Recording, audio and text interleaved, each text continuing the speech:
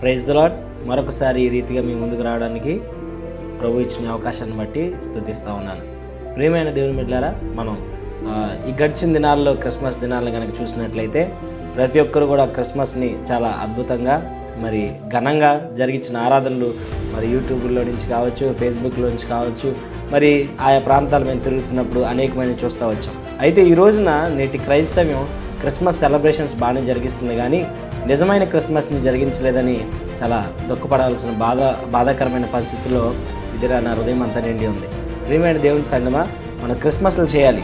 మరి లైటింగ్స్ పెట్టుకోవచ్చు, మరి ఇంటికి రంగులు వేసుకోవచ్చు, కొత్త బట్టలు కొనుక్కోవచ్చు, మందిరానికి వెళ్ళాలి. ఇవన్నీ కూడా మరి చేసుకోవడం మంచిదే, కానీ ప్రాముఖ్యమైన అంశాన్ని పక్కన పెట్టి ఈ రోజున క్రైస్తవ సమాజం పండగలాగా ఆచరిస్తుంది. కానీ క్రిస్మస్ అనేది ఒక పండగ కాదు, క్రీస్తుని ఆరాధించడం అనే విషయాన్ని నేను మీకు జ్ఞాపకం చేయాలని ఇష్టపడుతున్నాను.